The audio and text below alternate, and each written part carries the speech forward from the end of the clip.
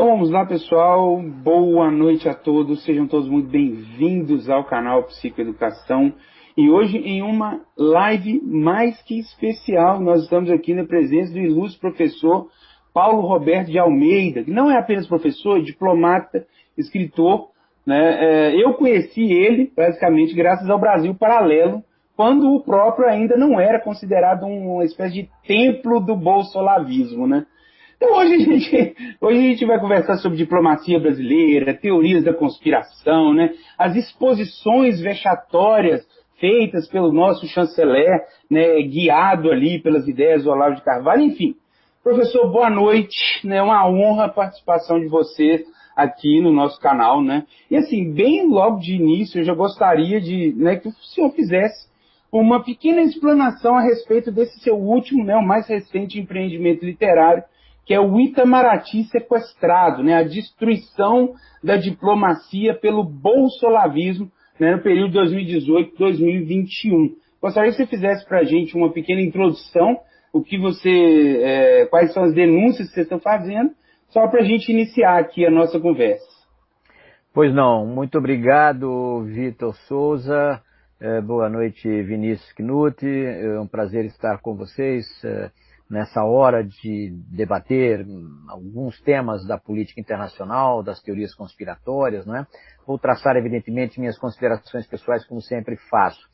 A despeito de ser um sociólogo de formação, né, pelos meus estudos, tanto de graduação quanto de doutoramento e um mestrado em economia no meio, eu me desempenhei como diplomata nas últimas 4 décadas e daí eu retirei uma experiência, um conhecimento viajando pelo mundo, servindo em diferentes países, não apenas embaixadas bilaterais, mas delegações de organismos internacionais, né, delegações brasileiras, notadamente em Genebra, em Montevidéu, na área de integração latino-americana, mas também em Paris e em Washington, não apenas no plano bilateral, nas nossas embaixadas, mas seguindo organismos multilaterais, como existe em Paris, quer dizer, a OCDE, o Clube de Paris, não é? E depois em Washington as organizações de Bretton Woods, FMI, Banco Mundial. Então eu tenho uma vasta experiência no campo das negociações econômicas internacionais, a maior parte dos meus livros são em relações econômicas internacionais, começando por um livro sobre o Mercosul, quando eu estava em Montevidéu, e se estendendo até recentemente. A minha produção recente, eu digo de imediatamente que ela não deveria existir. Ela não existiria se não fosse esse ciclo de desgoverno. Eu nem diria que ele é ideológico, porque ele corresponde não a uma doutrina formal, organizada, racional, seja fascista, de extrema-direita, sindicalista, conservadora, nada. Ela obedece aos instintos primitivos de um capitão do exército, que nem era capitão, não é? Foi aposentado como capitão, mas era um mero tenente, que fez terrorismo nas Forças Armadas, em vez de ser punido e preso como ele merecia, recebeu uma espécie de afastamento, não é? Com promoção, e enveredou pelo sindicalismo de baixo clero na área militar, não é? E correspondeu a uma fase de reação da sociedade contra a mega corrupção petista, digamos, não é? Os anos do domínio lulopetista a partir de 2003 até 2016, mas que corresponderam também a todos aqueles escândalos que a gente teve no Mensalão, no Petrolão, assalto à Petrobras, aos organismos de Estado, enfim, muita coisa condenada pela Lava Jato, hoje eliminados, digamos, ou dispensados por problemas de procedimento, mas que de fato existiu a corrupção, e isso precipitou uma reação da sociedade contra o lulopetismo, né?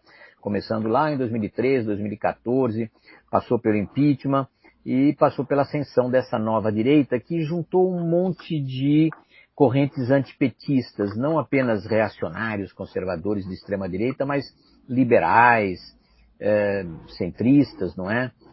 Que rejeitava o lulopetismo. Quem elegeu o Bolsonaro, esse personagem medíocre de uma extrema-direita que não tem uma doutrina, não se trata de um movimento, é apenas um fenômeno, foi o Lula e a corrupção lulopetista. Mas eu sempre tive uma orientação acadêmica voltada para a pós-graduação, ou seja, eu me exerci durante todos esses anos, quando podia, evidentemente, quando estava em Brasília, mas mesmo em algumas faculdades do exterior, como professor de pós-graduação, geralmente na área de relações internacionais, de ciência política, de direito, não é?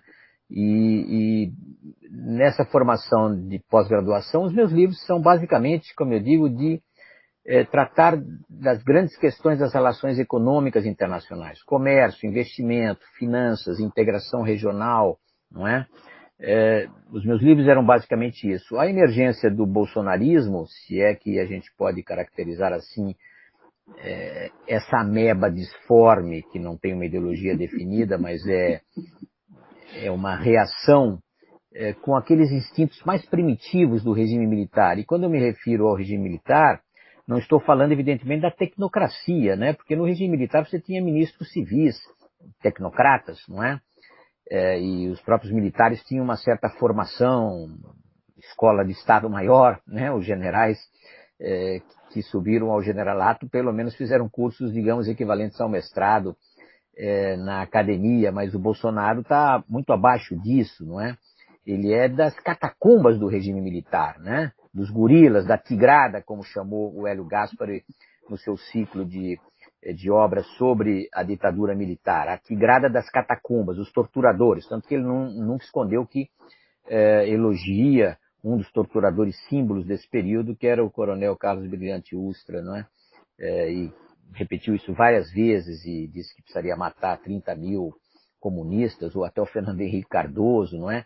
Mas o fato que ele não tem ideologia significa que ele apreciava o Chaves. No passado ele fez muitos elogios ao Chaves e provavelmente ele tem esse instinto direitista, autoritário, totalitário, mas ele não consegue porque ele é muito inepto, não tem capacidade de comando nem de discernimento. Mas o Chaves não é um líder de esquerda, ele é um fascista, ele tem o DNA do Mussolini, né? Isso era o Chaves. A esquerda se engana ao chamá-lo de líder esquerdista apenas porque ele atacava o imperialismo americano, mas ele é o que foi o Mussolini, né? Um líder autoritário, fascista, não é? O Bolsonaro, se pudesse, seria um novo Perón, um novo Chaves, um novo Mussolini, mas nem isso ele consegue ser. Então, quando começou esse regime, não é, e do qual eu me afastei rapidamente, aliás, desde 2018 eu denunciei o fascismo do candidato, não é? E o programa eleitoral já revelou uma confusão de ideias, uma confusão mental muito grande, não é? Instintos autoritários disfarçados com defesa da luta contra a corrupção, totalmente errado, claro, não é? A nova política, totalmente errado. Privatização, liberalização, totalmente errado. Nada do que se afirmou na campanha de 2018 transformou-se em políticas públicas, né? Apenas, digamos, uma modalidade de desgoverno. Na verdade, nós não estamos num governo, e sim num desgoverno. E o aspecto mais ideológico desse desgoverno, não é? Porque nós temos tecnocratas também lá no governo, esteve na política ambiental, e daí o Brasil virou um par internacional, sobretudo pela vertente ambiental, e na política externa, ou na diplomacia, não é? Que foram assaltadas por essa ameba ideológica que é o bolsolavismo. O bolsolavismo desse intelectual, né? Um intelectual, um pensador, um semifilósofo, enfim, eu acho ele mais um sofista do que um filósofo, já falecido, mas ele era comunista na primeira fase da vida dele, não é? Depois virou muçulmano e depois enveredou pela direita e aí passou a denunciar o Fórum de São Paulo e daí ele teve uma certa aceitação nos meios militares, não é? E nessa nova direita. E ele fazia isso mais por oportunismo do que por ser realmente um pensador da direita, não é? Ele está naquele livro sobre a nova direita, né? O livro do War for Eternity, Guerra pela Eternidade, do Benjamin Teitelbaum, que trata de 3 líderes, mas totalmente díspares, né? Desse movimento conservador ou de extrema-direita que ascendeu nos últimos anos. Isso é um fenômeno realmente político da nossa fase. Nós deixamos aquela fase das antigas ditaduras fascistas do entreguerra, deixamos a fase das ditaduras militares na América Latina, na África ou na Ásia, também de inspiração militar, não é? Que tivemos muitos, e o resquício de ditaduras do entreguerra na Península Ibérica, né? O salazarismo, o franquismo, tudo isso ficou para trás. Tivemos até uma onda democrática nos anos 80, né? O regime militar acabou lá na Grécia, depois a Revolução dos Cravos em Portugal em 74, a morte do Franco em 75, houve uma onda democrática, né? Saudada por vários pesquisadores, Samuel Huntington e outros, e depois, nos últimos anos, teve um recrudescimento, digamos, do autoritarismo, mas não naquela forma antiga de golpes de Estado militares, e sim na erosão gradual da democracia, das instituições, dos mecanismos democráticos, pela compra de parlamentares, de partidos, por pressões sobre a mídia independente e pela erosão dos mecanismos da democracia representativa e das instituições de defesa das instituições democráticas, sobretudo na justiça. Isso ocorreu sobre o kirchnerismo, sobre o peronismo anteriormente, não é? E ocorreu no chavismo, sobre o Ortega na Nicarágua, em diferentes tipos de regime, na Birmânia, e até na Europa Central e Oriental, com a emergência de conservadores que respondem àquelas ameaças do terrorismo islâmico, imigração maciça, não é? E o temor de setores da sociedade contra essa imigração não mais cristã, como antes havia, da Itália do Sul, da Península Ibérica, mas de uma imigração magrebina, do norte da África Negra, do Oriente Médio, não é? Populações islâmicas, portanto, a famosa alteridade. Então, isso deu nova força aos movimentos xenófobos, né? Antimigratórios e da direita conservadora. Você sempre teve partido fascista na Itália, no pós-guerra, não é? Que nunca foi ilegalizado, mas se disfarçou. O fascismo ou o nazismo é proibido na Alemanha, mas você teve muito resquício de nazismo na Alemanha, na Áustria, na Europa Central e Oriental, não é? Basta dizer que o Hitler teve uma certa audiência na Europa Central e Oriental contra o bolchevismo, contra a ameaça do comunismo, da Terceira Internacional, do Stalin, etc. E, bom, enfim, tudo isso acabou nos anos 90, tivemos uma nova onda liberal ou democrática nos anos 90, que foi a conversão das antigas satrapias soviéticas a regimes capitalistas e a democracias de mercado, na Europa Central e Oriental. Todos eles aproveitaram para entrar nessa mãe generosa que é a União Europeia, né, que distribui fundos comunitários dos mais ricos aos mais pobres, não é? Todos eles prosperaram, aumentaram a sua renda e aproveitaram para entrar na OTAN também, porque eles tinham medo do abraço russo. Mas no Brasil você não tem essas preocupações típicas da Europa Central, Oriental, de imigração maciça. O Brasil, aliás, se tornou um país exportador da sua própria população, né? Nós somos importador de imigrantes durante muitas décadas, do final do século XIX a meados do século XX, e nos tornamos, a partir dos anos 80, por razões de crise econômica, exportador da população. Mas nós tivemos, então, esse fenômeno da ascensão do autoritarismo misturado ao conservadorismo, liberalismo, antipetismo, que permitiu a emergência daqueles que eu chamo de novos bárbaros. E foi isso que motivou a minha publicação, que eu digo que não deveria existir, porque são livros inúteis. Os livros não correspondem à minha produção acadêmica séria de pesquisa em história diplomática, em relações econômicas internacionais, para um público de pós-graduação.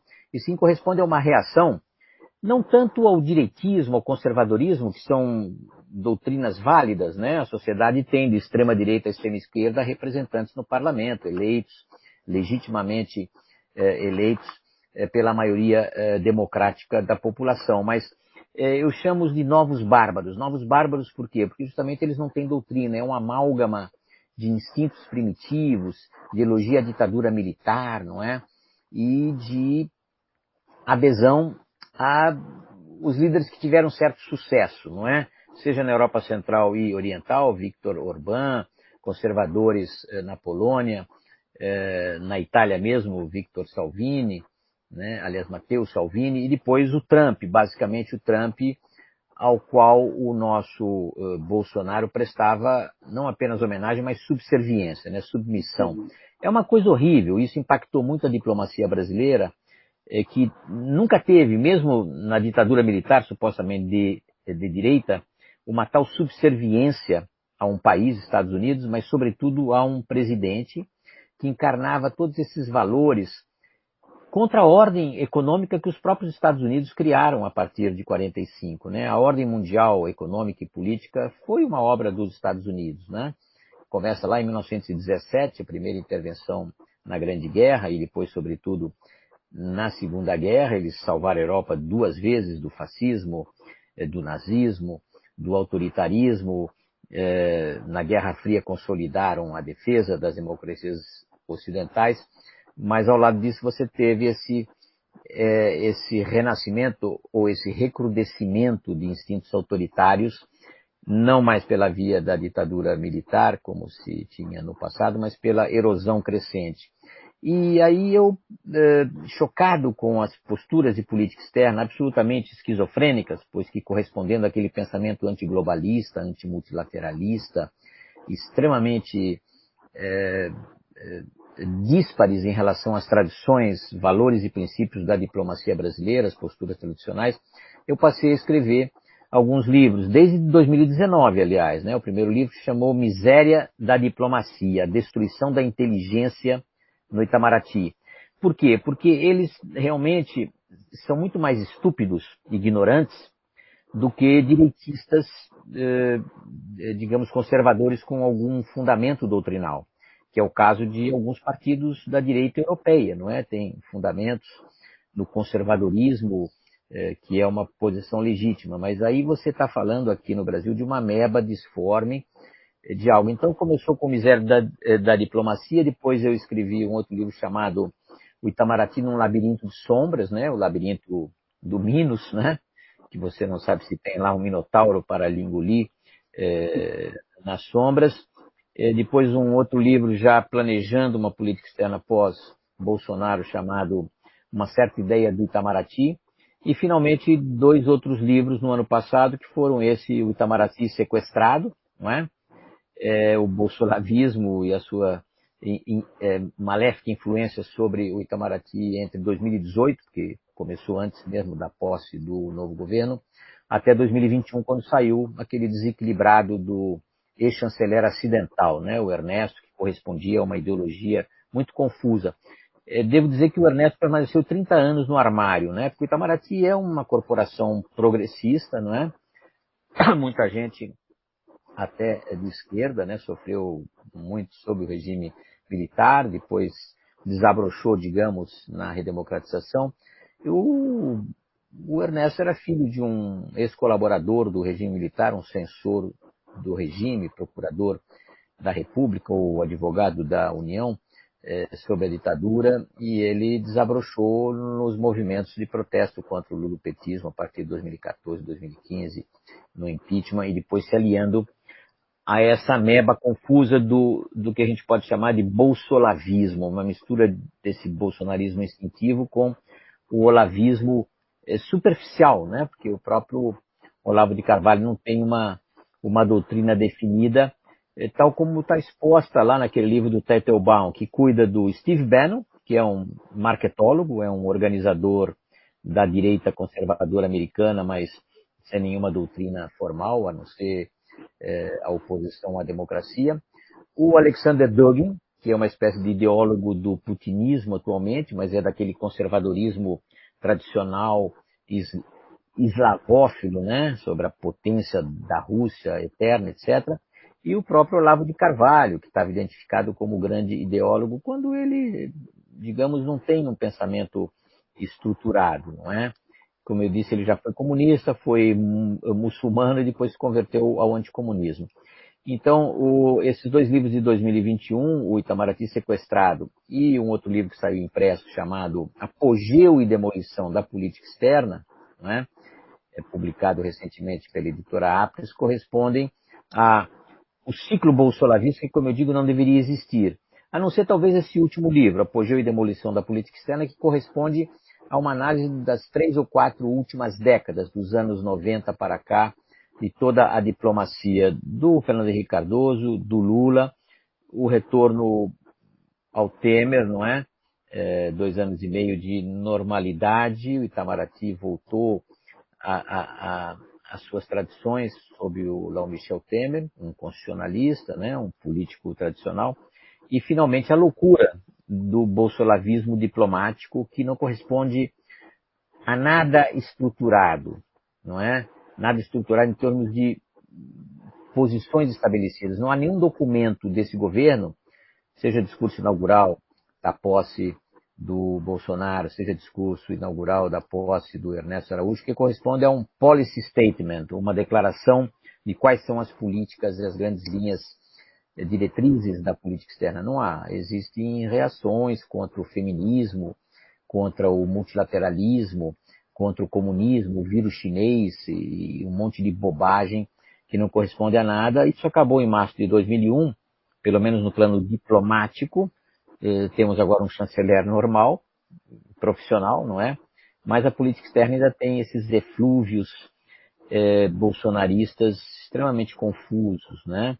Que se revelaram na questão da pandemia, o negacionismo, e agora na guerra de agressão da Rússia contra a Ucrânia, num equilíbrio ou numa neutralidade que é objetivamente pró-Putin, pró-Rússia, não é?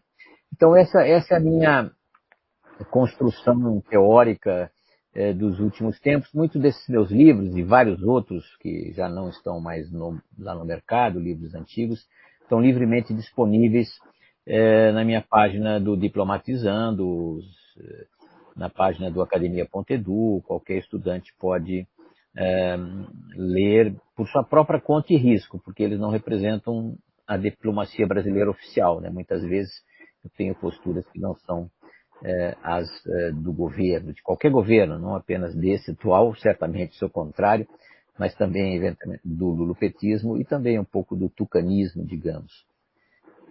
Pois não, estou à disposição de vocês. Vinícius Knut, manda a boa aí.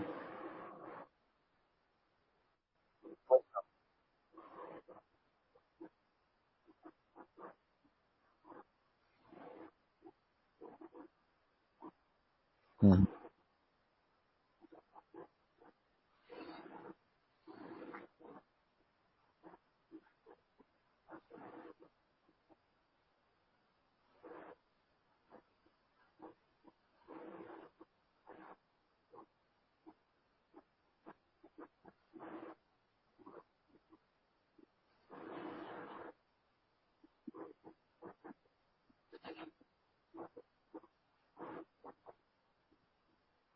Exato.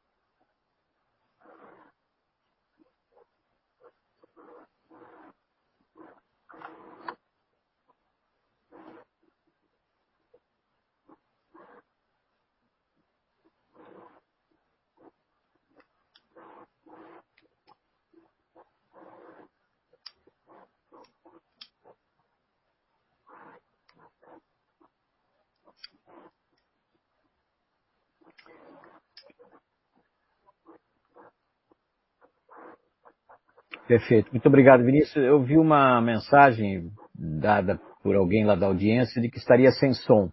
No Gado Cast está sem som. O Urso Polar mandou dizer. Não sei se é o som seu, porque eu estou me ouvindo, ouvi você, ouvi o Urso Polar, enfim. O É porque Fernando está sendo transmitido simultâneo no podcast do Knut também, professor, por causa disso. Aqui entendi. tá ok. Mas Aqui tá ele vai ok. resolver isso aí. Olha, em primeiro lugar, eu gostaria de dizer o seguinte: eu não tive um debate com o Olavo de Carvalho. Eu o conheci muitos anos atrás, quando ele estava partindo para os Estados Unidos, se não me engano, em torno de 2004, 2005, num jantar que me convidaram aqui em Brasília. Sentei quase na frente dele, ficamos conversando, mas em 15 minutos eu concluí que ele era louco, né? Louco, já naquela época.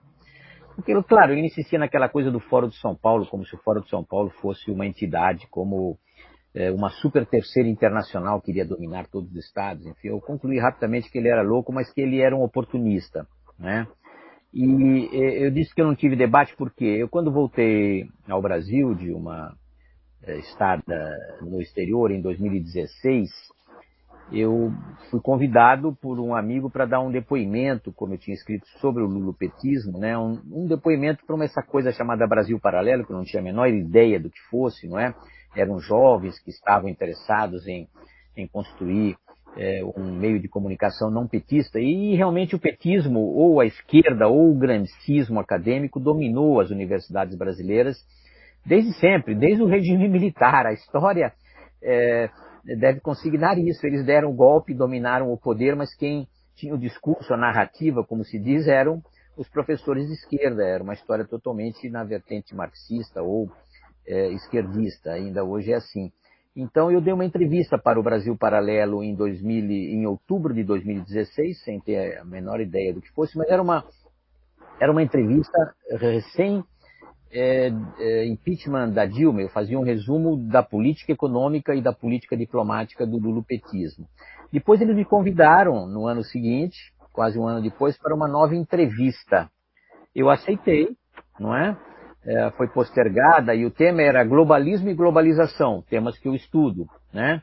Até preparei um texto, isso deve estar no meu blog, né? Globalismo e globalização. E aí eu falo bem da globalização e até do globalismo econômico, digamos, essa expansão dos intercâmbios mundiais. E o globalismo, eu sempre falei, uma bobagem inventada por aquela extrema-direita conservadora, anti-iluminista, não é? Que desde os Illuminati, desde os maçônicos ou umas seitas obscuras, né, tem essa visão de uma conspiração. Aliás, tem um livro do famoso historiador Neil Ferguson, né, que se chama The Watchtower and the Square and the Watchtower, a praça e a torre, não é, que está traduzido já para o português, que fala dessas seitas que buscam a conspiração. Antigamente eram os Illuminati, depois o sionismo que iria dominar o mundo, né? Um fake criado pela polícia czarista contra os judeus, justificando os pogroms e o nazismo, etc. Então eu fui convidado para uma entrevista, aceitei, e quando eu abro o meu computador, em dezembro de 2017, estava lá o Olavo de Carvalho na outra tela, eu não tinha a menor ideia. Eu dei o meu recado, mas ele passou a me atacar. Então, eu não reconheço que houve um debate meu com ele, apenas uma exposição minha, mas tive que responder alguns ataques dele. E claro que ele tinha aquela seita de seguidores fanatizados, não é? Olavófilos, olavistas, e começaram a me atacar. Ele me atacou mais ou menos delicadamente durante esse debate. Eu pensei que fosse uma entrevista, mas foi um debate. E depois no seu blog, eu nem sei como é que chama mais, e nos comentários dos seus seguidores vieram xingamentos escabrosos contra mim, né? Eu respondi, tudo isso está registrado no meu blog Diplomatizando, é só buscar pelo nome Olavo de Carvalho, vocês vão ter o registro do que houve. Primeiro na minha primeira entrevista, em outubro de 2016, e depois nesse debate de 2017, dezembro, e depois que se prolongou em janeiro. E ele sempre se refere a mim em tom desrespeitoso, né, com xingamentos, etc. Eu não ligo, porque eu debato ideias e não pessoas.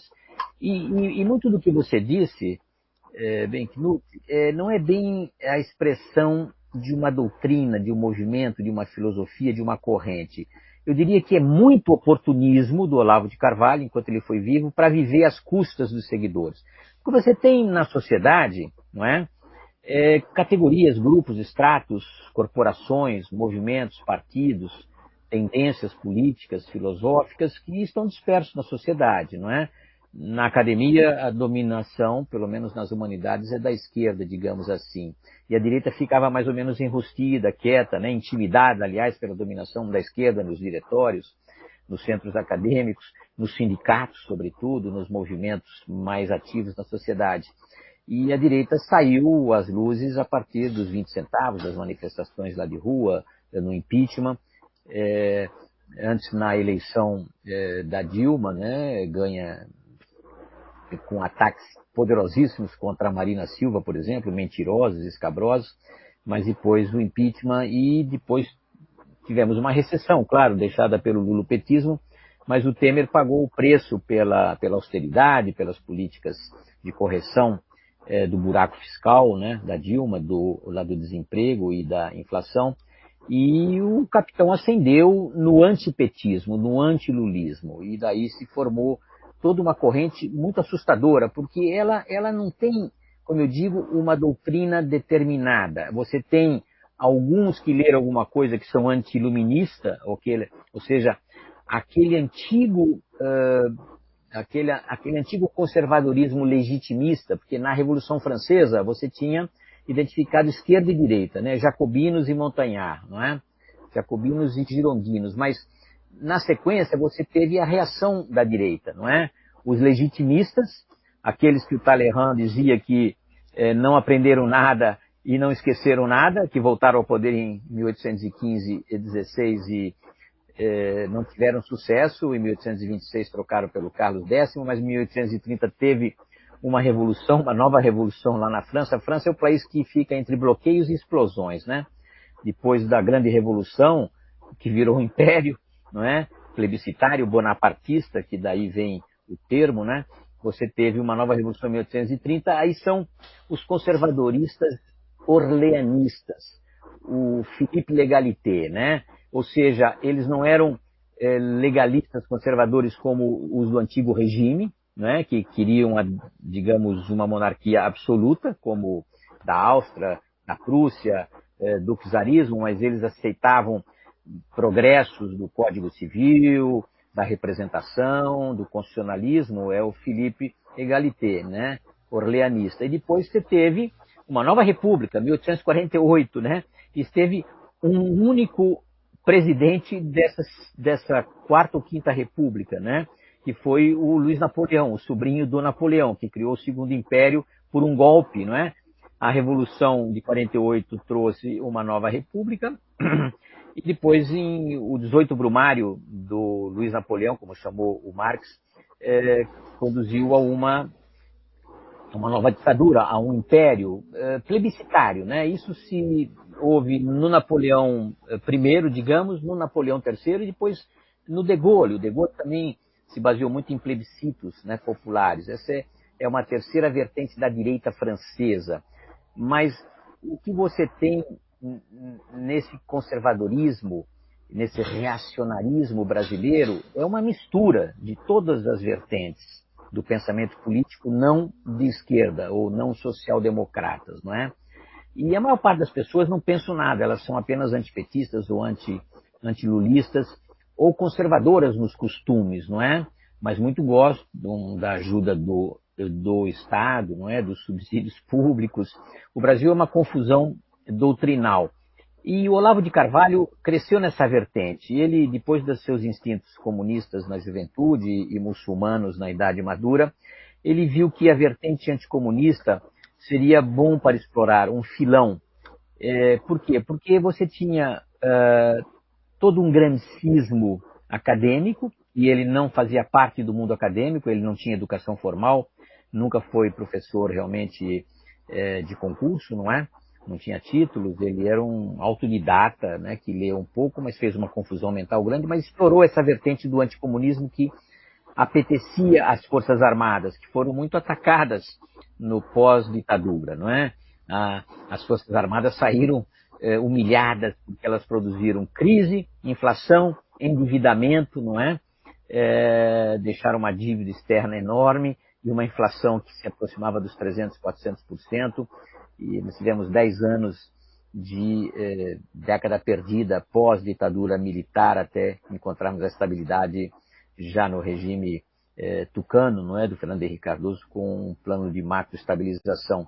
Mas a vertente anticomunista apetecia essas Forças Armadas e aqueles que se fixavam na primeira fase do regime militar, que foi a fase ascendente, a de crescimento entre 67 e 74, ou até 79, a política do pau na máquina do Geisel, o Brasil cresceu muito realmente. Os asiáticos vinham ao Brasil aprender lições de milagre econômico. Depois a segunda fase foi de desastre total. Mas o anticomunismo, por causa dos cubanos, por causa do PT, não é? Ele teve uma certa aderência, ainda que discreta, no começo e depois aberta. E o Olavo de Carvalho, ele explorou essa vertente da direita americana. Quando ele não teve mais chances no Brasil, por diferentes motivos, ele resolveu ir para os Estados Unidos, não é? E lá ele se aproximou da direita americana, que é uma direita conservadora tradicional. Alguns de extrema direita, outros mais conservadores, não é? Alguns até liberais clássicos, digamos assim, mas uma direita oposta à social-democracia, que é, digamos, o regime normal da Europa Ocidental e da América do Norte. Você tem alternância entre conservadores, democratas cristãos, liberais, à direita, não é? E social-democratas, que são os democratas americanos e os partidos socialistas da Segunda Internacional lá na Europa. Mas ele explorou a vertente da extrema-direita, que correspondia a alguns alunos que ele tinha no Brasil, Escola de Estado-Maior do Exército, aquela pregação anticomunista. E o Fórum de São Paulo caiu bem. O Fórum de São Paulo é uma entidade que não tem nada a ver com a Terceira Internacional ou com o Cominform. Era uma maneira de ajudar os cubanos que estavam na miséria, né? Depois do término do mensalão soviético, nos anos 90, os cubanos ficaram na miséria. As guerrilhas tinham sido um fracasso, então os cubanos insistiram nessa vertente das democracias populares, né? De um discurso esquerdista não golpista, não é? E do entrismo trotskista, né? Do entrismo nas instituições, no aparelhamento do Estado e no uso dos mecanismos de corrupção que todo mundo faz, a direita sempre faz, no modelo artesanal, mas o petismo fez numa escala industrial. Então ele explorou essa vertente do Fórum de São Paulo, como se o Fórum de São Paulo determinasse tudo na América Latina. Era apenas uma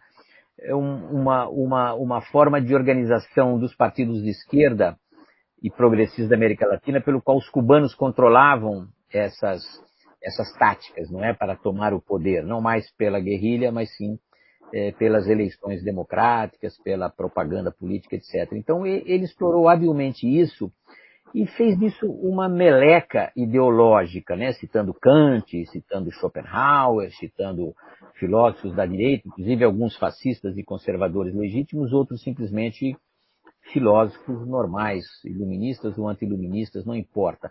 Como na sociedade você tem uma franja de pessoas que não tiveram educação formal, mas que aspiram a um pouco de conhecimento, né? Ainda que fosse para conversa de salão ou de botequim, você citar Schopenhauer, citar Nietzsche, né? Citar qualquer um, sejam os bons, sejam os maus, não é?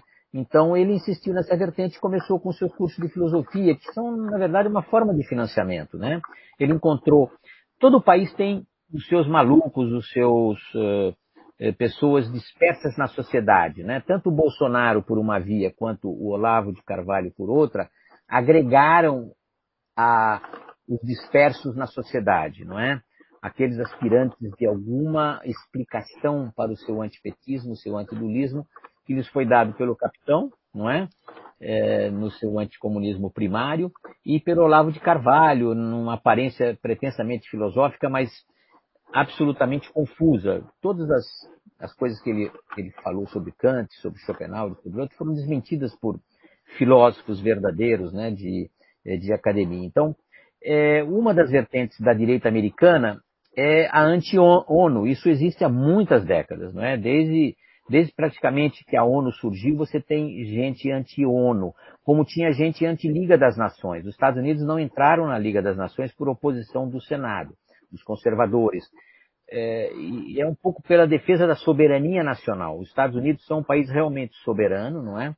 Que não colocam a sua política sob critério, guarda, discussão, debate de nenhuma entidade supranacional ou internacional. Eles acham que eles estão na via correta, eles são o farol da democracia no mundo, a única democracia verdadeira. Então não aceitaram a Liga das Nações e, a contragosto, aceitaram o esquema da ONU, porque seria para destruir o totalitarismo, mas eles eram aliados de um outro totalitarismo de conveniência, porque o Stalin fez parceria com o Hitler de 1939 até 1941 e teria continuado se o Hitler não tivesse invadido a União Soviética em junho de 41, né? Foram aliados de circunstâncias. O Churchill disse que se o Hitler invadisse o inferno, ele se aliaria até ao diabo para combater o Hitler. Então se aliou à União Soviética, que forneceu o maior capital humano para derrotar o todo-poderoso exército alemão nazista, a Wehrmacht, né? Então houve essa aliança de circunstância, mas uma guerra fria que se estendeu durante 40 anos, depois essa implosão do modelo comunista centralizado. A China já tinha se distanciado disso 10 anos antes, mas um momento de unilateralismo que surgiu no mundo, mas a direita aí retomou as suas teses antiglobalistas. A ONU seria o globalismo, algo que não existe. A ONU não é supranacional, a ONU não comanda, a ONU é comandada por estados nacionais, sobretudo pelos mais poderosos. Então, essa mensagem do globalismo é absolutamente falsa. Assim como a divisão artificial do mundo em 3 blocos, né? O bloco globalista, que seriam as democracias ocidentais, mas as democracias são muito diferentes entre si, a não ser a sua adesão a regimes constitucionais, representativos, democráticos e de alternância política. Tanto que na Europa e na América do Norte você tem aquela alternância entre democratas, social-democratas, até socialistas moderados, e conservadores, seja os republicanos nos Estados Unidos, seja a democracia cristã lá na Europa, até com tendências de direita, no gaullismo, lá na Alemanha, em outros lugares. Então, existem democracias ocidentais que são as únicas estáveis nos últimos 50, 70 anos, digamos. Existe um mundo islâmico que foi muito dominado, humilhado pelos colonialismos europeus, na África do Norte, no Oriente Médio, né? Foi todo ele partilhado no esquartejamento do Império Otomano, na Grande Guerra, no final, né? Em 17, lá 18, o Império Otomano, que dominava parte da África do Norte e quase todo o Oriente Médio, foi esquartejado. A Turquia ficou uma parte menor e todo o Oriente Médio se tornou independente ou tutelado pelas potências europeias, não é? Isso terminou nos anos 60, aproximadamente. E o mundo russo e o mundo chinês são vertentes muito diferentes daquilo que o Max Weber e um outro teórico alemão chamado Karl Wittfogel chamavam de despotismo oriental. São sociedades que jamais conheceram a democracia. Sempre viveram em regimes imperiais, autoritários, quando não totalitários, despóticos, numa palavra, né? O Império do Meio era muito avançado, comercialmente, economicamente, cientificamente, mas um despotismo, a figura do imperador, que de vez em quando era substituído, né? 26 dinastias, mas eles nunca tiveram democracia, não é? E a representação era assegurada pelos mandarins. Os mandarins eram uma corporação de Estado selecionada pela meritocracia. A China teve um Estado weberiano durante mais de 1000 anos, muito à frente dos Estados europeus, que ainda estavam nas fímbrias do feudalismo, não é? Durante a Idade Média, a China já tinha um Estado weberiano, ou seja, um imperador, um soberano, podia ser despótico ou não, mas era um regime centralizado, de vez em quando dominado pelos mongóis, pelos manchus, mas era um regime centralizado, e os mandarins, que eram corporações de Estado, como a gente tem, submetidos a concursos, não é? Durante 800 anos, houve concursos para selecionar mandarins. Precisavam conhecer o Mencius, o Confúcio, o Lao Tse, vários outros filósofos. Eram provas, não é? Que qualificavam seja o pequeno camponês, mas ele era geralmente analfabeto, mas filhos de comerciantes, de artesãos que podiam aceder à escrita, não é? Porque eram provas escritas. Eu estive no Museu dos Exames Imperiais, muito interessante, como os concursos atuais, né? Você selecionava aqueles que faziam as melhores redações sobre o que disse o Confúcio, o Mencius, etc. Então a China era muito avançada no plano econômico comercial, depois decaiu porque ela se isolou do resto do mundo e a Europa fez a sua revolução científica, depois a sua revolução industrial e dominou a China. E a Rússia sempre foi um despotismo, não é? Sempre esteve com os seus czares, sobretudo desde os Romanov, né? Desde Ivan o Terrível, Pedro, que construiu São Petersburgo, né? Mas sempre foi um regime autoritário como era a Prússia, como era a Áustria-Hungria, né? Regimes não constitucionais, absolutistas, não é? Mas então você tem essas vertentes no mundo que não correspondem a blocos estruturados. Você tem, claro, a organização da Conferência Islâmica, mas isso é uma agregação muito difusa de 57 países, com vertentes islâmicas diferentes, com tradições culturais, históricas, doutrinais muito diferentes entre a Indonésia, que é o maior país islâmico, mas com um islamismo muito tênue, né? Marrocos também é um outro tipo de islamismo também mais tênue, e fundamentalismo, como os wahhabitas da Arábia Saudita, que é uma doutrina conservadora, reacionária mesmo, que vem do século XIX, não é? E diferentes vertentes, a Irmandade Muçulmana, que começa no início do século XX, na primeira metade do século XX, e que tem traços de fascismo, não é?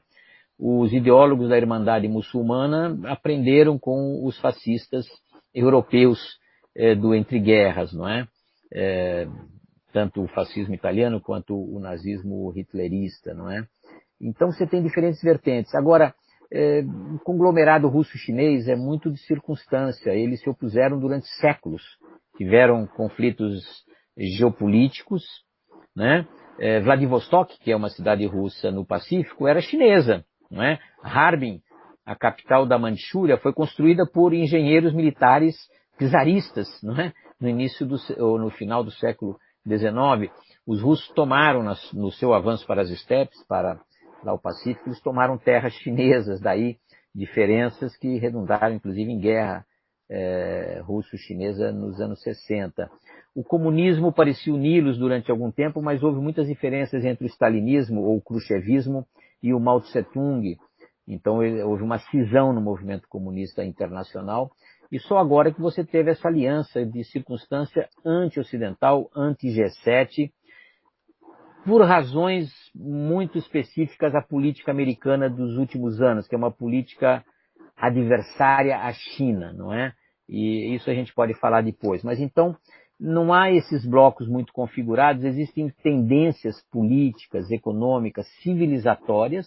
A China não é um Estado nacional como são os Estados da União Europeia, da América do Norte, é uma civilização muito diferente, não é? E os países islâmicos também, eles não puderam se organizar em estados nacionais muito definidos, porque muitas das fronteiras foram definidas pelos impérios coloniais europeus, não é? Iraque, Jordânia, a própria Síria, né? O Egito dominado pelos britânicos durante algum tempo, depois de ser dominado pelos otomanos. Então você tem uma grande confusão política, econômica e de conformação institucional, não é? Alguns países são monarquias absolutas, como é o caso da Arábia Saudita, né, que está se modernizando um pouco agora, mas sempre foi uma monarquia absoluta, como foram muitos outros regimes desse arco civilizatório árabe ou islâmico, né, ou magrebino, digamos, com muitas diferenças entre si, algo identificados pela religião, pela comunidade islâmica, mas isso é um termo muito vago para definir interesses nacionais hoje configurados em Estados-membros da ONU. E termino por aqui dizendo o seguinte, olha, não vamos confundir conflito de civilizações, como diria o Samuel Huntington, num famoso livro dos anos 90, com estados nacionais, que são coisas muito recentes na história do mundo, vem de Westfália, vem do Congresso de Viena de 1815, vem da Conferência de Paris e suas consequências em 1919, vem da ONU 45, vem da descolonização dos anos 60. Então, os estados nacionais são fenômenos relativamente recentes na história humana. Impérios foram muito mais resilientes e muito mais longevos na história da humanidade. E hoje você tem 190 estados nacionais, 193 representados lá na ONU, uns 200 lá no total, mas você tem impérios também, ainda que informais, não é? Tem o Império Americano, tem o Império Chinês, tinha o Império Soviético, ou antigamente czarista soviético, e agora o Putin está tentando fazer renascer o antigo Império Soviético, mas com novas colorações políticas, evidentemente, e um meio império europeu, digamos assim, não é? Da União Europeia e seus associados mediterrâneos e outros. E o que mais? Você tem uma Índia muito confusa, dividida entre hinduístas e muçulmanos ainda, que teve aquela tragédia de 1947, na formação do Paquistão e depois do Bangladesh, mas você tem uma civilização latino-americana, como diz o Huntington, não acredito. Nós pertencemos ao arco colonizador europeu. Em alguns países andinos, sobretudo, você tem uma população autóctone mais proeminente, porque tinha uma organização formal, estados, né? Organização política, uma cultura mais avançada, e depois outras tribos no Neolítico, no Paleolítico, como é o caso dos indígenas brasileiros. Então, nós somos de formação europeia, com traços ibéricos, que não é, digamos, a vertente europeia mais progressista, e sim aquela vertente anti-reforma, carola, reacionária, não é? E analfabeta, praticamente, muito pouco desenvolvida até o século XX. Obrigado. Sim. Professor, mudando agora, dando um giro no assunto, né? Vamos falar um pouco agora do nosso atual presidente, a ameba, né? Eu gostei muito desse termo, ameba é muito bom. Mas a gente vê que, né, ele fica, né, ele e a sua patota, né, por assim dizer, tanto os que estão aí loteados na Jovem Pan, ou outros aí fazendo um trabalho mais como um franco atirador, como é o Constantino, né? Tanto eles, quanto os agentes eleitos, até o próprio presidente, eles ficam aí estimulando essa questão da conspiração, eles ficam introjetando muito, né? Inoculando o imaginário conspirador nas pessoas, né? Bem emanando aquele estilo do tiozão do churrasco. Por último, aí nesse último motocaço que ele fez, né, na Sexta-feira da Paixão, né? Tão curioso isso, né? O Brasil acima de tudo, Deus acima de tudo. Na Sexta-feira da Paixão, o cara fazendo festinha. Ele voltou novamente na live dele questionar a lisura do processo eleitoral e está cada dia mais com esse discurso inflamado, gerando animosidade entre os poderes. A pergunta que eu faço é o seguinte: você acredita que o Bolsonaro está construindo um episódio do Capitólio para chamar de seu, uma vez que ele emana um trumpismo mequetrefe? Exato, eu acredito que o seguinte, o Bolsonaro é um inepto e um estúpido, um ignorante, ele não é capaz de organizar uma erosão democrática no estilo chavista, no estilo peronista, no estilo Viktor Orbán e outros líderes da direita que têm um certo comando sobre as instituições e um conhecimento do funcionamento. Ele preside um desgoverno, com exceção dos seus ministros mais tecnocratas, digamos, né? Ele emerge na confusão e ele se aproveita disso deliberadamente. E a postura dele é uma de confronto com as instituições para justificar uma autocracia que ele não poderá instituir, não é? O Brasil não é uma república bananeira, é um país que você possa destruir, seja a imprensa independente, seja as instituições existentes, a la Montesquieu, né, a tripartição de poderes, sejam as garantias constitucionais, a sociedade não aceitaria mais um golpe de Estado. Você teve golpe de Estado em 38 por uma clique militar e um caudilho, né, que não queria eleições, e você teve golpe de Estado em 64, muito instigado também por lideranças civis, né? Governadores golpistas que sabiam que iriam perder as eleições de 65 contra o JK, que voltaria triunfalmente, não é? Então você teve um golpe cívico-militar, ou civil-militar. Depois os militares ficaram para tentar corrigir o que eles chamavam de corrupção, desgoverno, e acabaram botando ordem no país, na base da repressão, mas depois bagunçaram novamente na área econômica pela sua megalomania. O Bolsonaro não corresponde a nada. Como eu disse, ele é o baixo clero do Exército, sem nenhum curso de Estado-Maior, sem nenhuma formação, uma indigência mental visível, né? Porque ele não saberia falar sem um teleprompter, né? Não consegue articular ideias, ele não tem ideias, mas ele se aproveita dessa atmosfera de conflito, e isso é um pouco o estilo Trump. O Trump fez isso. O Trump, aliás, é um oportunista, né? Porque ele já pertenceu aos democratas nos Estados Unidos, não é? Mas ele é um trambiqueiro do setor imobiliário e cresceu fazendo trambiques, mas não conseguiu ter sucesso no Partido Democrata, se bandeou para os republicanos, que tiveram aquele movimento do Tea Party, dos conservadores, né? Dos reacionários, digamos assim, contra a social-democracia, não é? E então o Trump insistiu nesse confronto na base da mentira, né? As fake news que ele mesmo fazia, e acusava os grandes jornais de fake news, tudo que não correspondia ao que ele... Depois ele cresceu também numa desindustrialização americana, numa certa frustração com a globalização, que realmente reduziu empregos industriais e tradicionais na economia americana, exportou muitos para o México, muitos para a China, para outros países em desenvolvimento. Então você tem um declínio da segunda revolução industrial nos Estados Unidos. Então aqueles desverdados da globalização, não é? Eles acabaram votando Trump, que vinha com seu discurso demagógico, né, do Make America Great Again, que era populismo, demagogia pura, mentira, mas que confortava aqueles que estavam no desemprego, não é? Que tinham perdido seu emprego para os chineses, para os mexicanos ou algo assim.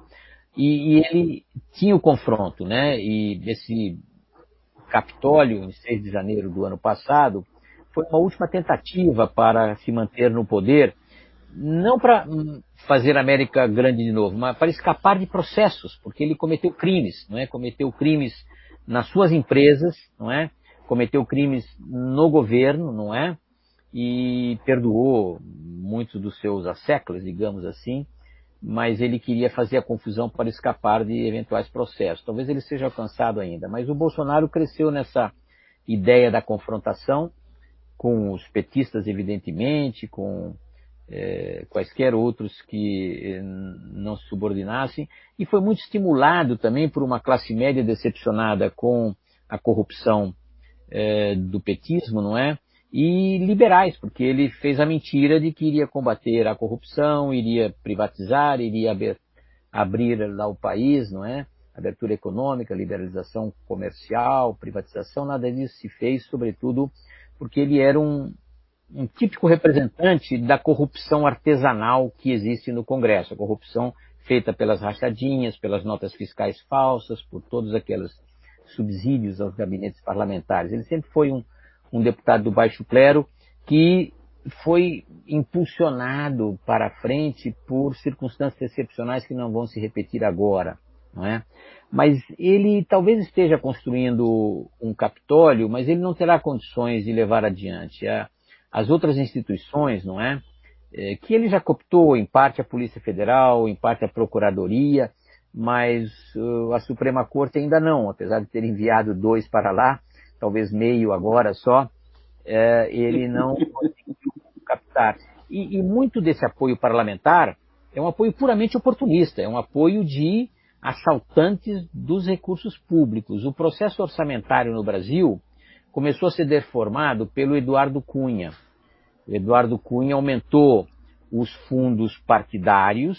Depois, quando o STF, no que eu considero ser um erro, proibiu o financiamento corporativo nas campanhas eleitorais, ele criou o fundo eleitoral, e esse fundo foi redimensionado várias vezes, entende?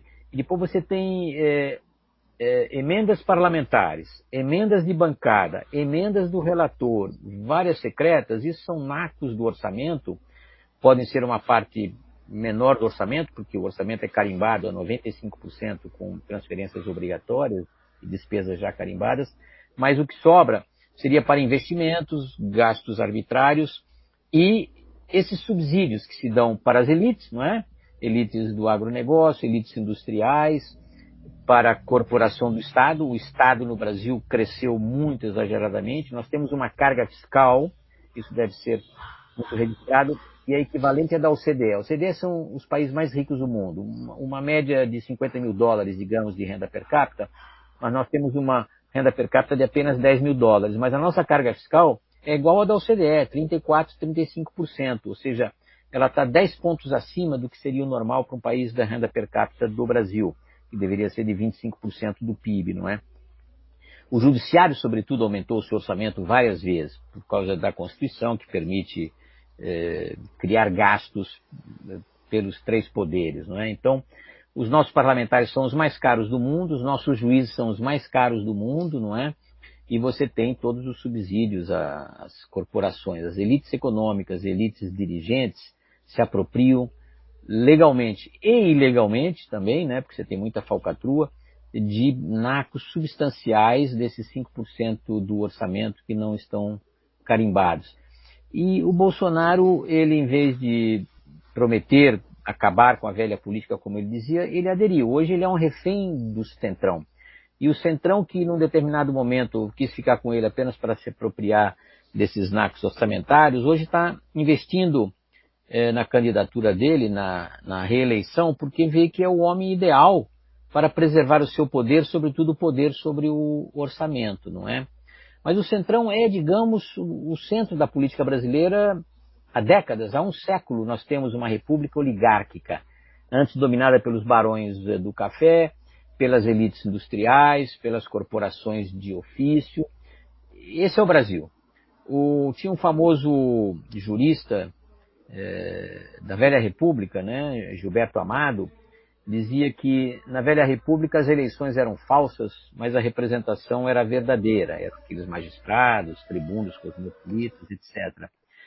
E o que você tem hoje são eleições verdadeiras, não é? E o voto atual é absolutamente confiável, mas uma representação, eu não diria falsa, mas correspondente ao corporativismo pelo qual se organizou a sociedade brasileira. Quase que uma república sindical no modelo peronista. Você tem representantes de sindicatos, de corporações, da bancada ruralista, bancada disso, bancada daquilo, os evangélicos, não é? Então você tem uma representação corporativista no Congresso com poucos partidos nacionais, não é? E poucos tribunos que realmente sejam representantes de um programa nacional de desenvolvimento, prosperidade e bem-estar, apenas representantes de setores alimentados pelo Caixa 2. Hoje em dia eles não precisam mais de Caixa 2, porque o fundo partidário, o fundo eleitoral, já completam aquilo que foi feito pelo PT no Petrolão e lá no Mensalão. Não é mais necessário comprar parlamentares ou bancadas inteiras. O dinheiro cai na conta por Pix, né? Então você tem uma forma deformada, uma democracia de muito baixa qualidade, que infelizmente vai continuar existindo por um certo tempo mais. Então, o Bolsonaro é apenas um representante dessa democracia de baixa qualidade aliada a corruptos individuais ou corruptos corporativos no Congresso. Obrigado. Knut.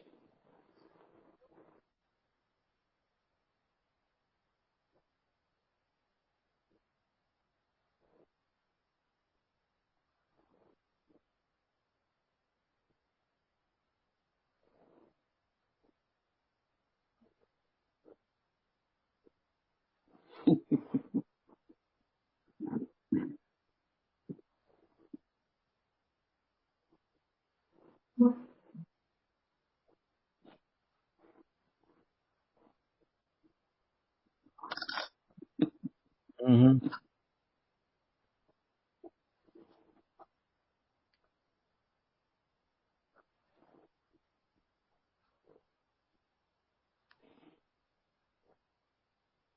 Vai ser preciso um imenso trabalho de reconstrução, de restauração da diplomacia, de reconstrução das bases de uma política externa ao estilo tradicional, ou seja, o Itamaraty está aí há 200 anos, sempre foi um corpo de profissionais.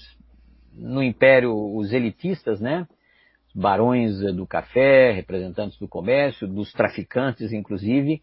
Na República, as oligarquias agrárias, urbanas, não é?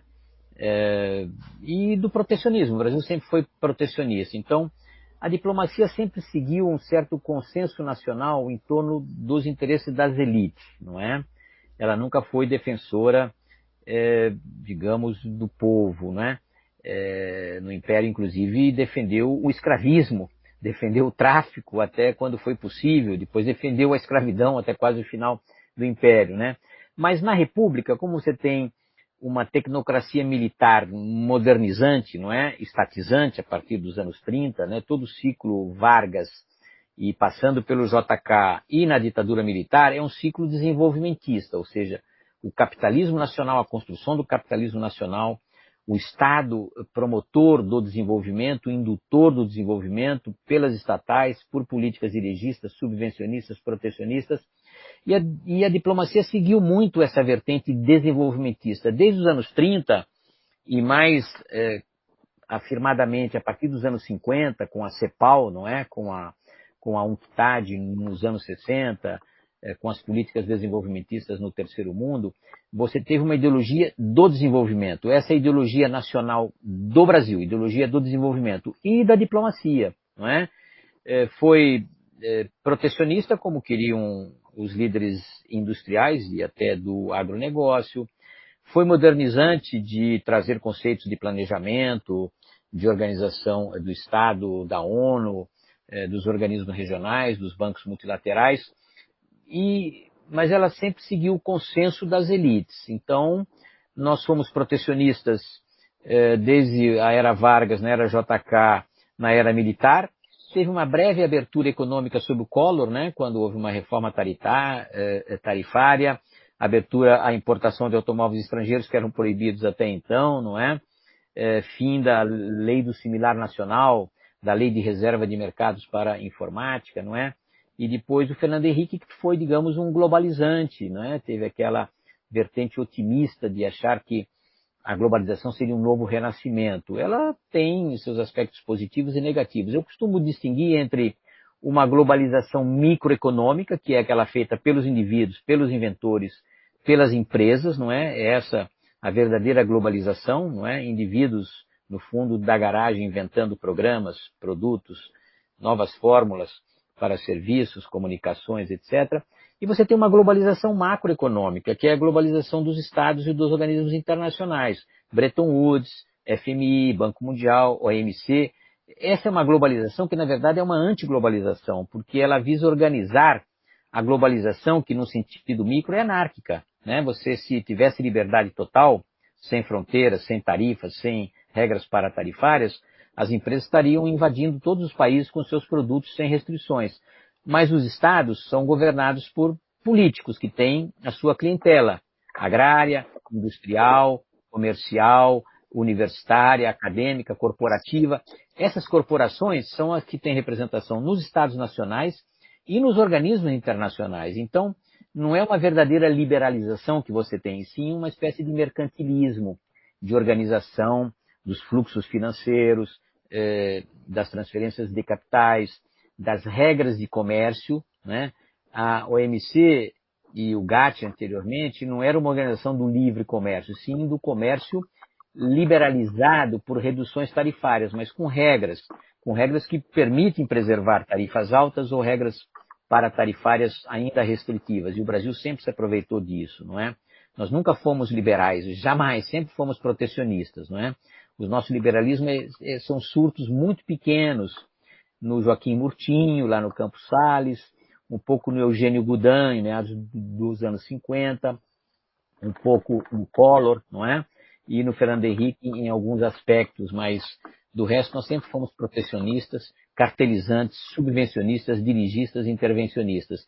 E no plano da diplomacia, a diplomacia reflete os interesses das classes dominantes, não é? Muito pouco dos sindicatos de trabalhadores, mais dos agricultores, mais dos industriais, mais dos banqueiros. Isso é um pouco assim em todos os países. Agora, o Bolsonaro representa uma ruptura com tudo isso, porque ele não se conforma às vertentes tradicionais da diplomacia e da política externa, porque veio essa contaminação ideológica, essa ameba ou essa assemblagem de ideias absolutamente estapafúrdias que contaminaram a política externa e a política ambiental. Na política externa, veja que coisa absolutamente alucinante que é ser antiglobalista, que para o Ernesto era ser antimultilateralista, contra os organismos internacionais como se eles fossem os patrocinadores da renúncia de soberania dos Estados nacionais, da supranacionalidade dominadora, era aquela coisa de que o marxismo aliado a magnatas de esquerda como Jorge Soros, não é? E aos burocratas não eleitos da ONU iam fazer um governo mundial roubando soberania aos países, não é? Mas aí você tem um pouco de antiluminismo, conservadorismo, reacionarismo e um pouco dessas teorias iluministas e conspiratórias de pessoas absolutamente ignorantes, não é? Mas a diplomacia, infelizmente, foi afetada, pelo menos nos primeiros 2 anos e 3 meses, por essa vertente olavista absolutamente alucinante, né? Que acha que a China quer espalhar o comunismo no mundo, a China quer espalhar os seus produtos. A China é mais capitalista do que o Brasil, não é? A China é uma economia de mercado que, por acaso, é dominada por um partido comunista. Mas o partido comunista, leninista, autoritário, totalitário, como ele possa ser, mais autoritário do que hoje totalitário, são os mandarins. O Estado chinês sempre funcionou dessa forma. Um imperador, ou seja, um soberano, na cúpula do poder executivo, e aquele imenso corpo de mandarins, de funcionários do Estado, que colocam ordem no país. Isso eram os mandarins. Os mandarins hoje são os funcionários do Partido Comunista, que muitos deles se bandearam para a economia privada. Hoje, 65% ou mais do PIB chinês é formado no PIB privado, na economia de mercado. A China é uma economia de mercado mais livre do que o Brasil. A China, se você pegar os indicadores, no cômputo global, ela é menos livre do que o Brasil. É claro, é uma ditadura, não tem alternância de poder. Mas se você pegar apenas indicadores econômicos, tarifas, impostos, regulação, toda uma série de indicadores microeconômicos para o ambiente de negócios, a China é mais livre do que o Brasil. Tá? Isso não sou eu que estou dizendo, os relatórios da Freedom House e da Heritage Foundation. Se vocês pegarem um relatório anual que se chama Economic Freedom of the World, né? Liberdade econômica no mundo, vocês vão ver que a China tem uma postura geral superior à do Brasil digamos, na dominação do Estado, mas se você isolar os indicadores puramente econômicos, ela está vários pontos à frente do Brasil, não é? E também se pegar o Doing Business do Banco Mundial, também é ambiente de negócio, a China está muito à frente do Brasil.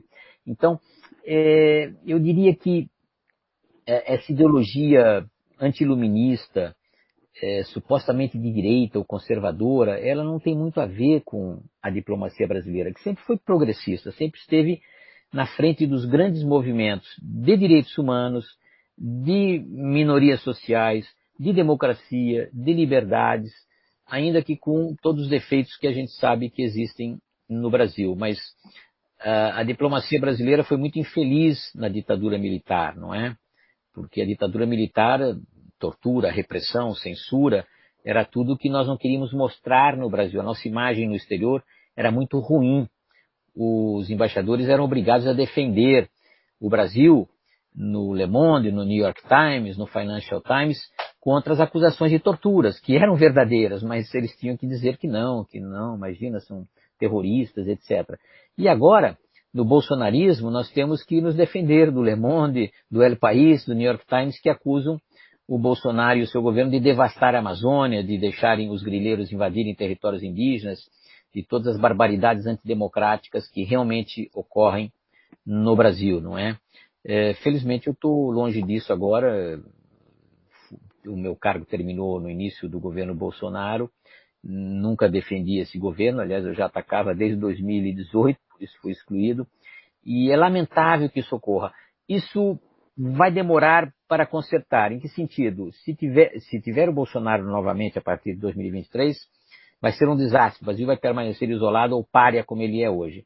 Se mudarmos para um governo normal, seja o Lula, seja qualquer outro presidente, estaremos voltando a uma democracia mais centrada nos padrões tradicionais, valores e princípios da democracia brasileira, e o multilateralismo, o desenvolvimentismo, o onusianismo, o quitadianismo, o cepalianismo, até um pouco de terceiro mundismo e anti-americanismo moderado, porque os diplomatas também não gostam dos americanos, que são muito arrogantes, não é?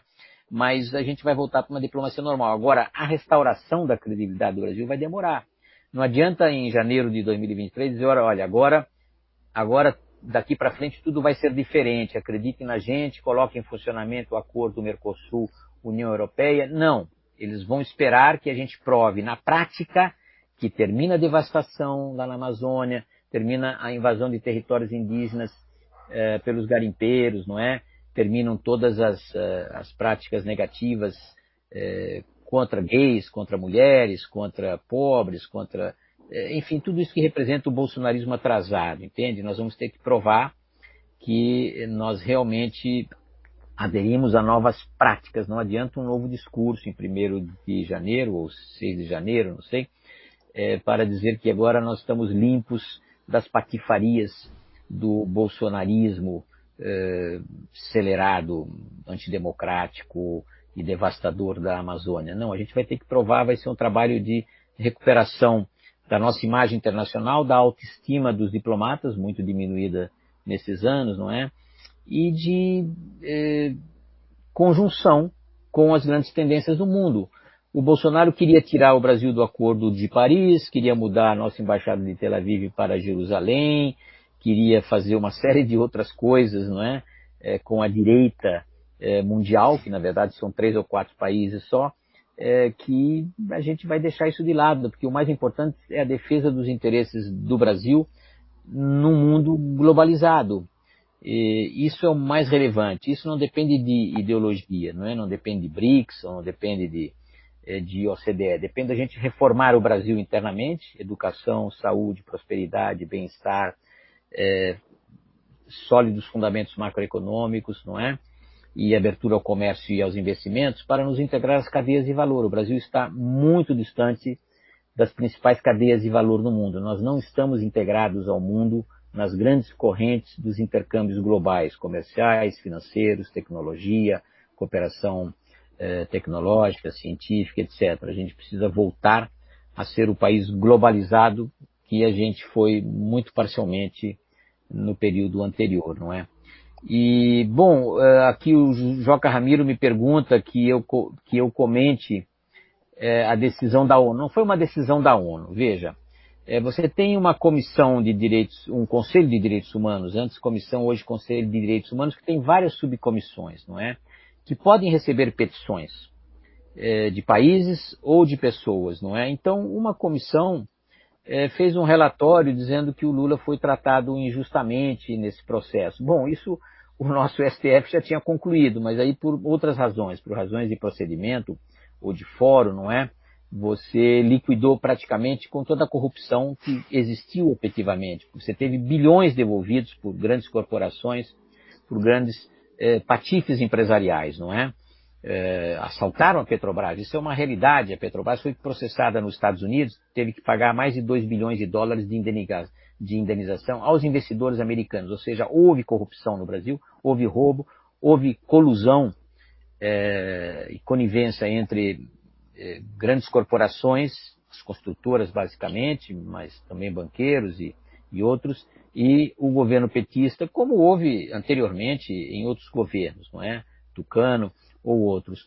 E aí você teve, então, uma revisão dos julgamentos da Lava Jato contra o Moro, foram, por razões processuais, abandonados, eliminados, não é? E agora você tem uma reversão de tudo que foi feito lá na Lava Jato. E essa comissão, subcomissão, aliás, do Conselho de Direitos Humanos, acolheu o pleito do Lula, por advogados muito bem pagos e muito bem instruídos para atuar como atuam os advogados aqui, nas filigranas, como se diz, da processualística dos códigos, não é? Você consegue até tornar um réu de crime inocente, não é? Você tem vários casos no Brasil, antigamente eram crimes contra a honra, não é? Hoje não mais, mas você tem vários casos de corruptos que por motivos processuais ficaram impunes, não é? Então na ONU também você teve ali progressistas, e o PT sempre teve uma boa imagem internacional, não é? Recebeu honoris causa pelo mundo afora, e você teve então esse relatório que diz que ele foi tratado de forma injusta e imparcial. Isso não tem nenhum efeito sobre a justiça brasileira, sobre o Brasil. É, digamos, uma vindication, né? É uma reparação moral que ele obtém de um órgão, mas não cabe falar de ONU, não é? Isso não está no âmbito da ONU, e sim numa comissão de expertos, de peritos, dessa subcomissão do Conselho de Direitos Humanos. Assim como o Conselho de Direitos Humanos pode perdoar a ditadura chinesa por atentados a direitos laborais, etc., você tem de tudo na ONU. Você tem verdadeiros fascínoras de estados totalitários que pertencem ao Conselho de Direitos Humanos, não é? O deputado Daniel Silveira acaba de ser eleito na CCJ para uma subcomissão lá qualquer. É uma ofensa à sociedade, né? O parlamento zombando da sociedade, condenado quase que por unanimidade pela Suprema Corte, né, sem recursos, praticamente absolvido pelos colegas, como outros deputados. Você tinha deputados de cadeia, né, que iam trabalhar durante o dia no parlamento e depois retornavam para a cadeia no final do dia, não é? São coisas que existem, entende? Não vamos confundir a ONU, que é um grande dinossauro, não é? Com pequenas subcomissões que podem tomar decisões acertadas ou mal informadas, equivocadas, não é? Isso ocorre. Knut, manda a última aí, eu vou encerrar com a saideira, só para a gente fechar aqui a nossa live de hoje.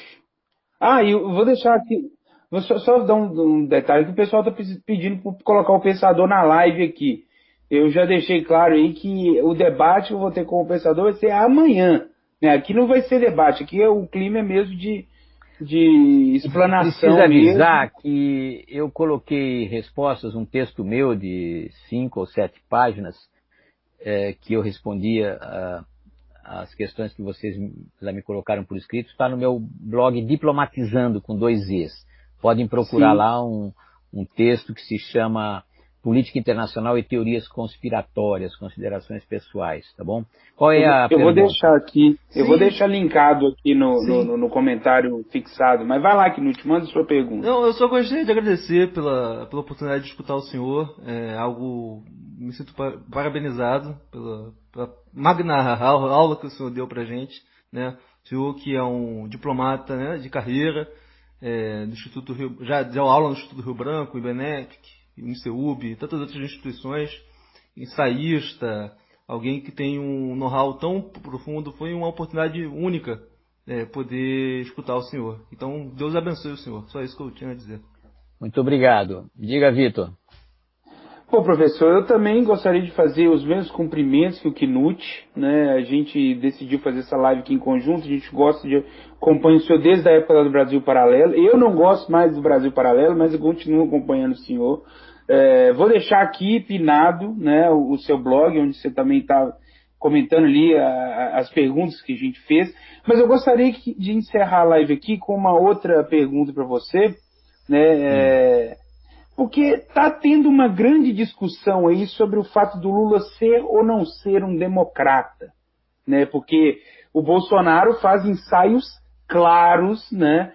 Ele praticamente usa a estrutura da presidência da República para retroalimentar intentos golpistas e também fazer pequenos ensaios, como foi lá o famigerado 7 de setembro. Teve lá aquele áudio do Sérgio Reis, que é uma prova cabal de que existiam confabulações ali com o pessoal do agro, né? Alguns representantes do caminhoneiro, nem todos e tal.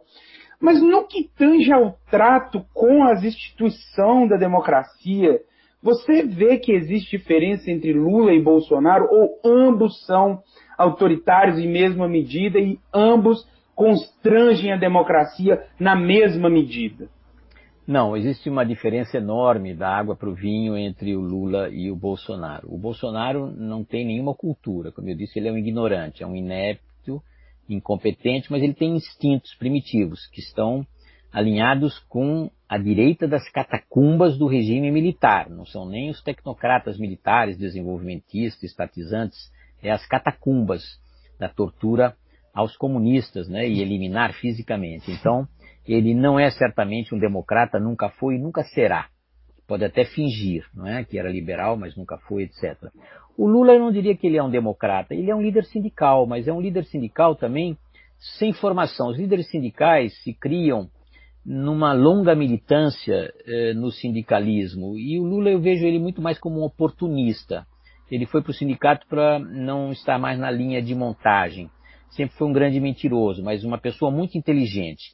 Ele não tem cultura enciclopédia, certamente não é? Não é uma pessoa que estudou, não tem nenhuma doutrina formalizada, mas tem uma inteligência muito ativa, porque desde pequeno, na miséria da sua origem familiar, não é? No trabalho infantil, no trabalho juvenil, no trabalho operário, já maduro, ele aprendeu muito a ser esperto.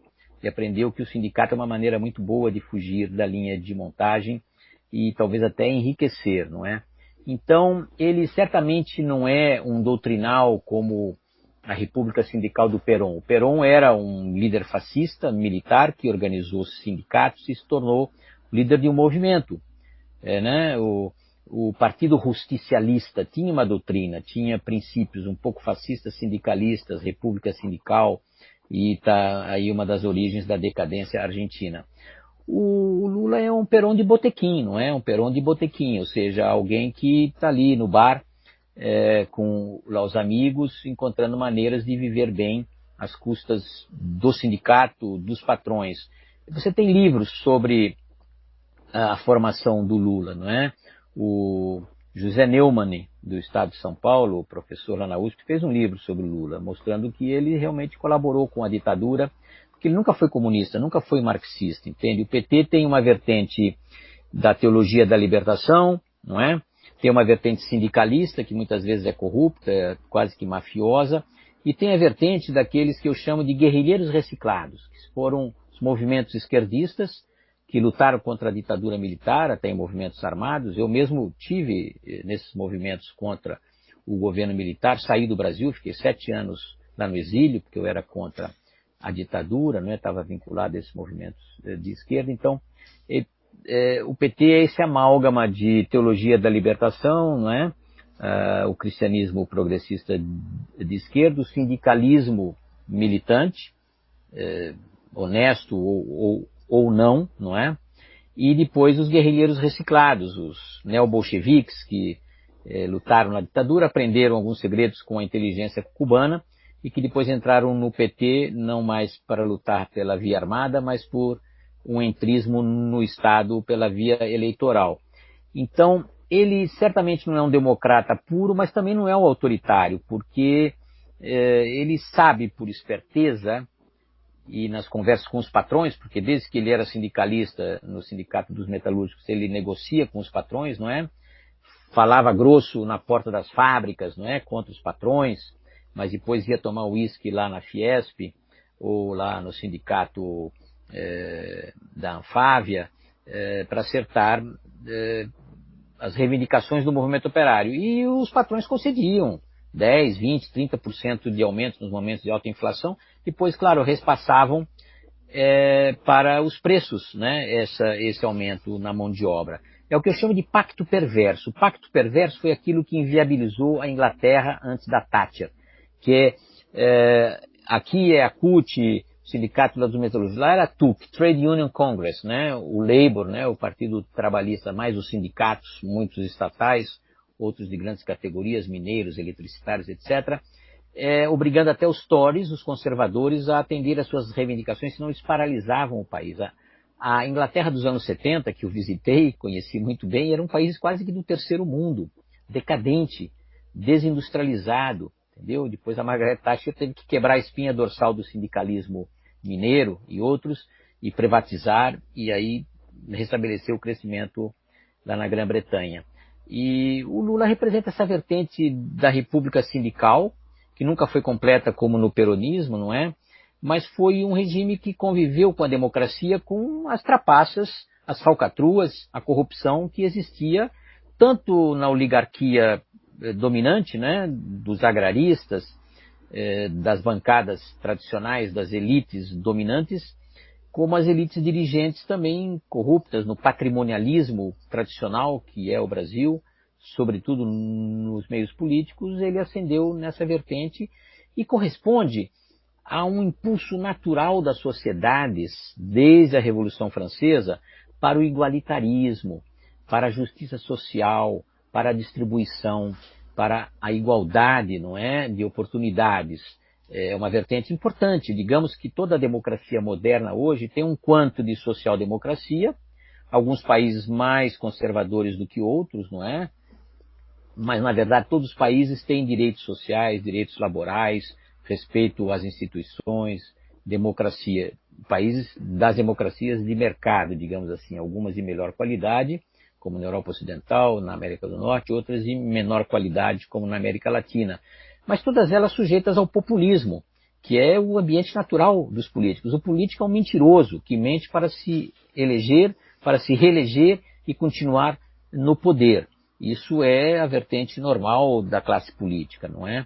A primeira função do político é se reeleger e depois uma terceira e uma quarta vez, porque a vida política escapa da linha de montagem, como o Lula escapou no sindicalismo. Então, ele de vez em quando tem os seus ataques de sincericídio, não é? Dizendo que precisa controlar a mídia. Por quê? Porque os jornais independentes falam contra ele, falam contra políticas irresponsáveis que trouxeram a inflação de volta sob a Dilma, não é? Ou políticas públicas distorcidas, não é? Durante o regime Lula, nós tivemos crescimento, beneficiados pela ascensão da China, pela demanda enorme por produtos que levaram a soja a $600 a tonelada, o minério de ferro a $200 a tonelada, e teve também políticas irresponsáveis. Desde o Lula, e principalmente desde a Dilma, na Casa Civil, você teve aumento de despesas públicas sistematicamente acima do crescimento da economia, acima da inflação, acima da produtividade. Era insustentável isso. O Lula foi beneficiado pelo crescimento chinês, a Dilma teve os resquícios da crise de 2008, né, a recessão nos países desenvolvidos, e ela fez tudo errado, por ser incompetente. O Lula até recomendava que o Henrique Meirelles fosse o ministro da Fazenda, foi um bom presidente do Banco Central sob o Lula, não é? Trouxe a inflação para baixo, mas a Dilma estragou tudo, por incompetência, não é? Mas também você tinha esse crescimento das despesas públicas insustentável no médio e longo prazo. Eles precipitaram a crise, você teve uma crise em 2015, 2016, que foi a maior da história econômica do Brasil, muito maior do que a crise de 29, né? Em 30 e 31 o Brasil teve decréscimo, né? Teve recessão, mas inferior à que a Dilma produziu em 15 e 16, e você tinha uma recuperação sob o Temer, que estava fazendo o trabalho correto, infelizmente, não é, com um pouco de austeridade, como reclamam os esquerdistas, enfim, mas depois o Bolsonaro não tem nenhum conceito de política pública de governo, né? Tudo era muito confuso, não tinha processo decisório, tudo isso era muito improvisado. Daí que o Paulo Guedes surgiu como posto Ipiranga, o grande liberal, e foi exatamente o contrário do que ele prometia. E depois você teve, claro, primeiro a pandemia e depois a guerra da Ucrânia, que bagunçou tudo, aumentou a inflação, vai aumentar os juros, desvalorizar a nossa moeda. Então nós não vamos escapar talvez de uma recessão esse ano ou no próximo, como tivemos sob a Dilma e como tivemos no Collor, como tivemos no período militar, nos anos 80, não é? Como tivemos em outras épocas. O que o Brasil precisa é solidez nas políticas macroeconômicas, abertura e competição nas políticas microeconômicas, né? Sem cartéis, sem monopólios, uma boa governança, sobretudo no processo do judiciário, que demora muito tempo e é injusto, alta qualidade do capital humano, que requer uma boa educação, não é? Uma revolução educacional que nunca foi feita, e finalmente abertura econômica e liberalização comercial. E então nós não tivemos isso, ou se não tivemos muito pouco em poucas épocas, não é? No início do governo militar tivemos uma reforma completa no plano econômico de ação do governo, depois na era Collor um pouco de liberalização, no Fernando Henrique uma reforma do Estado, inserção lá na globalização, mas depois com Lula não houve mais nenhuma privatização, houve, se não estatização, pelo menos uma preservação dos mecanismos estatais e uma dilapidação das empresas estatais e dos orçamentos públicos pelo lulopetismo corrupto. Isso ninguém pode esquecer. Não é porque o Lula foi inocentado por uma comissão lá da ONU, e não foi inocentado, ele apenas, o seu processo foi julgado pouco parcial ou imparcial, e porque o STF derrubou por questões puramente processuais os julgamentos, não é? É como o caso do Daniel Silveira, não adianta ele ser indultado, os crimes não prescrevem, ele cometeu crimes, está provado e por isso ele foi condenado. O Lula é a mesma coisa, mas talvez ele seja um bom presidente. Em primeiro lugar, ele não poderá roubar como fez sobre o mensalão e sobre o petrolão, há uma maior vigilância da sociedade. Ele vai passar 2 anos reconstruindo a economia, que foi dilapidada não só pela pandemia e pela guerra, como pelo próprio bolsonarismo. O bolsonarismo está fazendo populismo da mais baixa extração, não é? Populismo contra o orçamento. Você tinha que recuperar o orçamento e, no entanto, ele está fazendo como a Dilma, fazendo gastos públicos acima do permitido, acima do racional, acima do ideal. O Brasil tem um endividamento que está chegando em 90% do PIB, enquanto a Selic, ou seja, a taxa de juros de referência era 2%, 2,5%, como já foi, tudo bem, você pode suportar um endividamento de 90% do PIB a 2%. Agora, se a taxa de juros sobe a 10%, 11% ou 12%, nós vamos para o calote.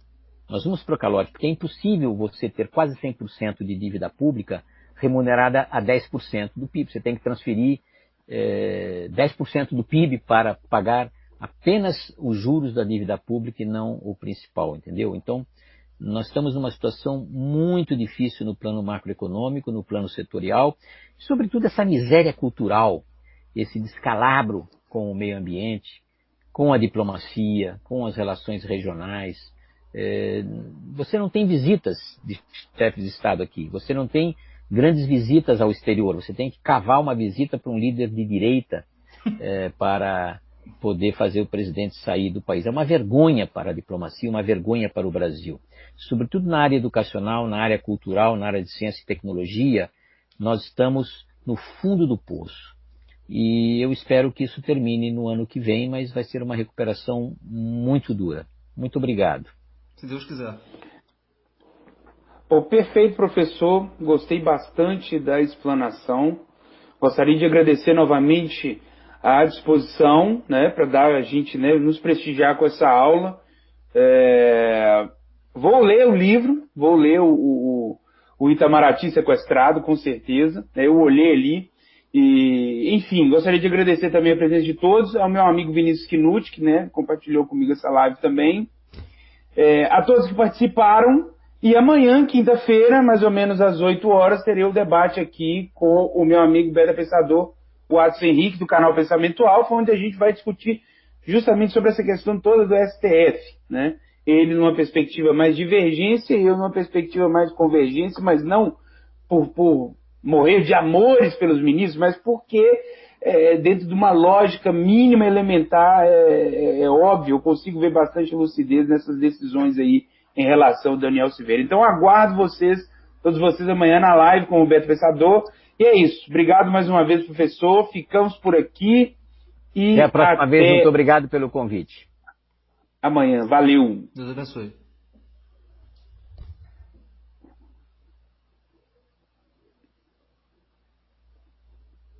Muito obrigado, professor. Cortou a live. Tá bom, muito Vinícius. Obrigado, muito obrigado.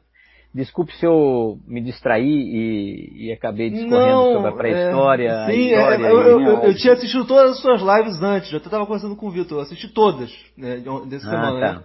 Então eu já sabia que quando o senhor engrena, vai!